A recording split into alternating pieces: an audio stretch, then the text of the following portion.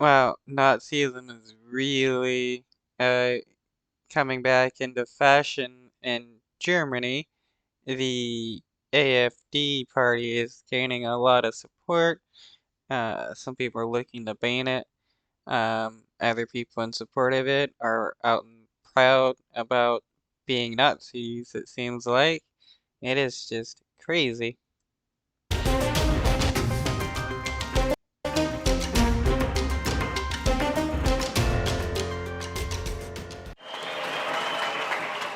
It's showtime for Björn Höcke, the strongman of the far-right AfD party, and he gets a rock star welcome in Gera in the German region of Thuringia.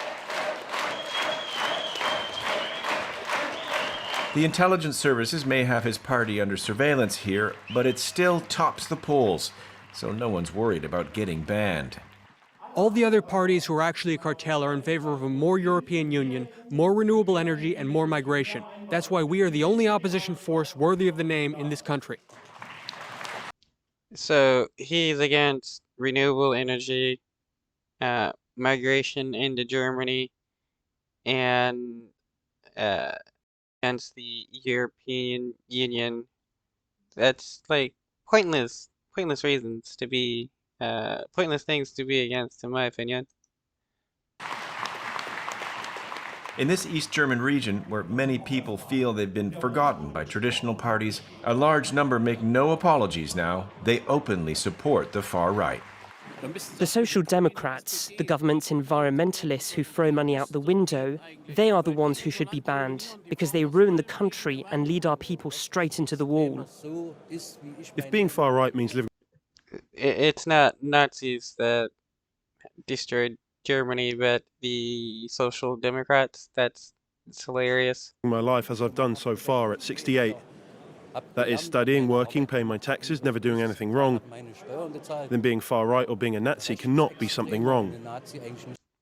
Well, that's not even what being far right is. I mean, you can be on the left and work hard, do nothing wrong, and still not be a Nazi.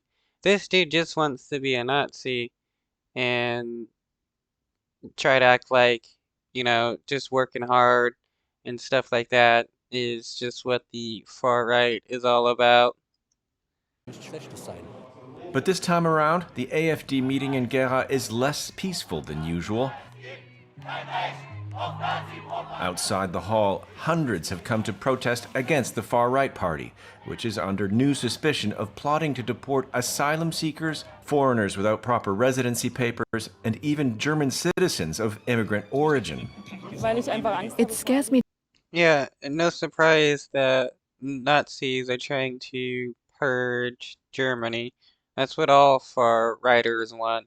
In the United States, they're trying to do that. Uh, Deport as many people as they can, starting with asylum seekers.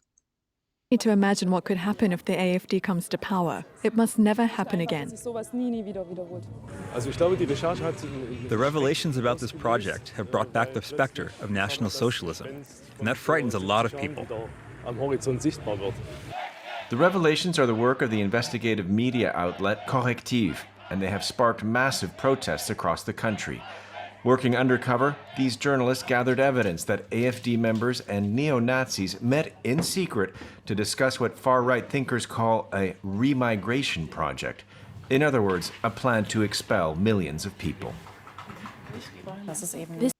Which under like the Geneva Convention and stuff is considered genocide or ethnic cleansing, actively removing people from a nation. This is Martin Zellner, a neo-Nazi. He presented the repatriation plan at this meeting. With this investigation, we understand that this party is a danger to democracy because they do not say what they really think in public. Many voters... Well, that's a lot of right-wingers. They will use dog whistles and key phrases and stuff when they're speaking out in public. That's so that they can deny that, what they're actually advocating for.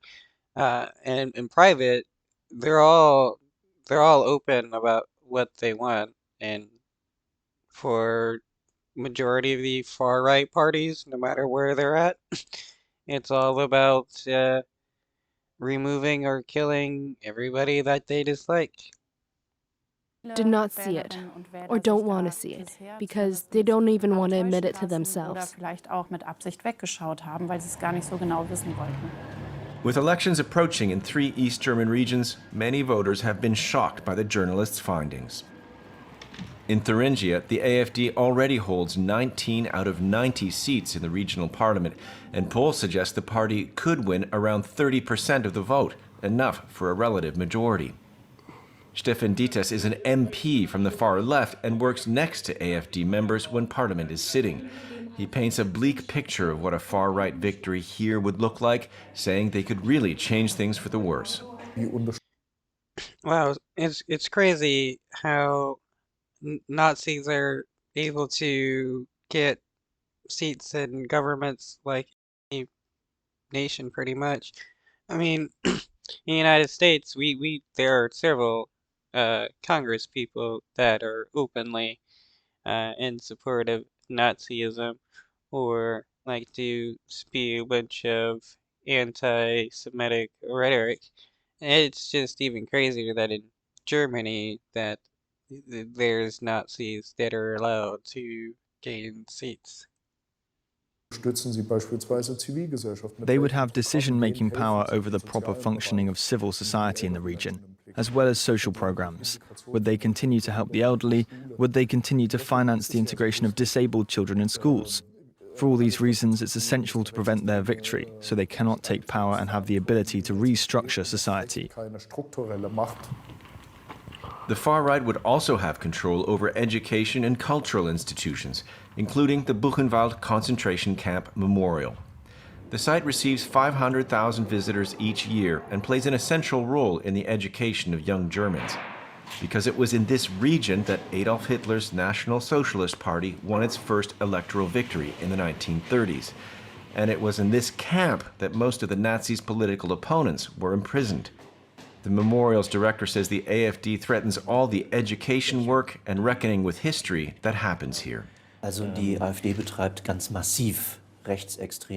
AfD massively practices historical revisionism by downplaying the crimes of National Socialism.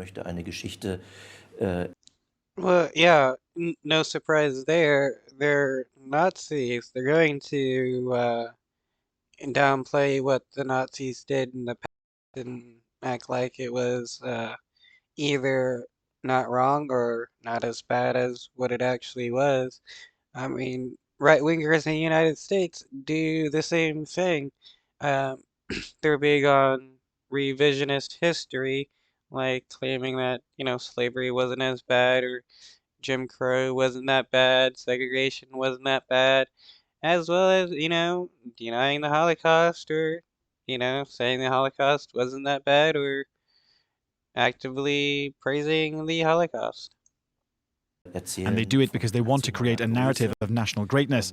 And this national greatness they envision is in total contradiction, of course, with the crimes of the Nazis, which remain an unparalleled infamy from a historical point of view. Haunted by what feels like a return to the past, more and more people in Germany want the AfD banned outright. In the federal parliament, Conservative MP Marco Wandowitz has been campaigning for several months to launch a prohibition procedure before the Constitutional Court. To initiate this process, we need the support of 5% of the members of parliament. He's even more determined to meet the challenge after the revelations about the secret meeting. The AfD bodes the worst for this country. Since this process will last for several years, it's important to continue fighting politically against this party while also waging the legal battle. By conducting these two parallel battles, we multiply our chances of succeeding. However, the outcome of this procedure is far from certain. To date, only 2 parties have been banned in Germany, including a neo-Nazi group in the 1950s. In the meantime, civil society is more mobilized than ever. Nearly 1.5 million people took to the streets in mid-January to protest against the AfD.